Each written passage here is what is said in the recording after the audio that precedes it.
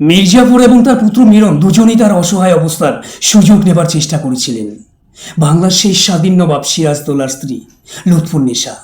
লুৎফুন্নেসাকে প্রথমে বিয়ের প্রস্তাব দেন মির্জাপুর এবং পরবর্তী সময়ে তার পুত্র মিরন একই প্রস্তাব নিয়ে আসেন এবং দুটি প্রস্তাবের উত্তরে লুৎফুন্নেসা সেদিন একটাই জবাব দিয়েছিলেন, আমি প্রথমে হাতির পিঠে চড়েছি, গাধার পিঠে চড়া এখন আর সম্ভব নয়। একটা কথা প্রচলিত আছে, সিরাজের মৃত্যুর পরে খোশবাগে যেখানে সিরাজকে কবর দেওয়া হয়েছিল, লুৎফুন্নেসা সেখানে একটি কুঁড়ে ঘর তৈরি করেছিলেন এবং সেই কুঁড়ে ঘরের মধ্যেই তিনি তার বাকি জীবনটা কাটিয়েছেন। তো নমস্কার বন্ধুরা, আমি সঞ্জয়। চিত্রকূটের আজকের পুরো এপিসোড জুড়ে দেখুন সিরাজ পত্নী বাংলার শেষ স্বাধীন নবাব সিরাজদৌল্লার স্ত্রী লুৎফুন্নেসার জীবনের শেষ পরিণতি কি হয়েছিল।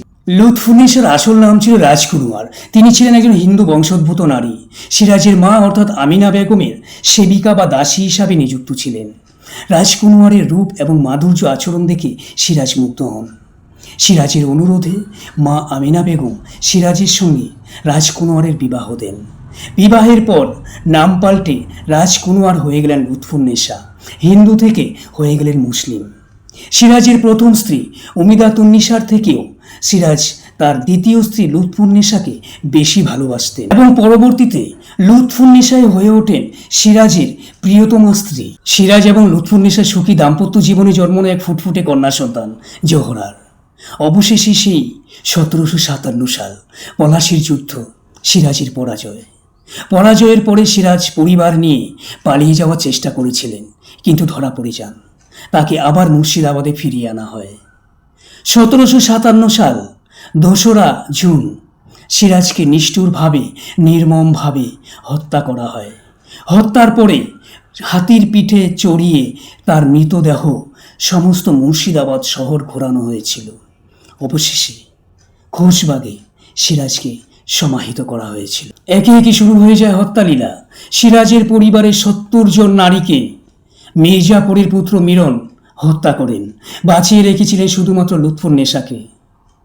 বাপ পুত্র দুজনে মিলেই লুৎফুন্নেসাকে বিয়ে করতে চেয়েছিলেন এবং এই বিয়ের প্রস্তাব পাওয়ার পরে লুৎফুন্নেসা শুধুমাত্র একটাই জবাব দিয়েছিলেন, আমি প্রথমে হাতির পিঠে চড়েছি, গাধার পিঠে চড়া এখন আর সম্ভব নয়। এই জবাব পাওয়ার পরে লুৎফুন্নেসা এবং তার কন্যাকে ঢাকায় বুড়িগঙ্গা নদীর তীরে জিঞ্জিরা প্রাসাদে বন্দি করে রাখেন। বন্দিদশা থেকে মুক্তি পাওয়ার পরে 1765 খ্রিস্টাব্দে লুৎফুন্নেসা আবার মুর্শিদাবাদে ফিরে আসেন। ইস্ট ইন্ডিয়া কোম্পানির কাছ থেকে তিনি যে পেনশন পেতেন, সেই পেনশনই চলত তার এবং তার মেয়ের জীবন। অবশেষে 1790 সালের 10ই নভেম্বর লুৎফুন্নেসা মৃত্যুবরণ করেন এবং মৃত্যুর পরে সিরাজের কবরের পাশেই খোশবাগে লুৎফুন্নেসাকে সমাধিস্থ করা হয়েছিল।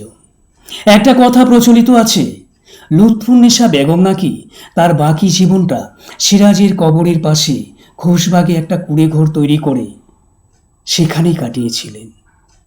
সিরাজ পত্নীর এই প্রেম আজও ইতিহাসের পাতায় অমর হয়ে আছে। তো নমস্কার বন্ধুরা, এতক্ষণ এই পর্বে আপনাদের সঙ্গে আমি ছিলাম। পরবর্তীতে আপনারা কোন ধরনের তথ্য পেতে চান, কী ধরনের ভিডিও দেখতে চান, কমেন্টে জানাবেন। আর আজকের এই তথ্যটা আপনাদের কাছে কীরকম লাগলো সেটাও জানাবেন। ভালো লাগলে চ্যানেলের সঙ্গে থাকবেন, সাবস্ক্রাইব করে আমাকে আরও উৎসাহ দেবেন। সবাইকে আবারও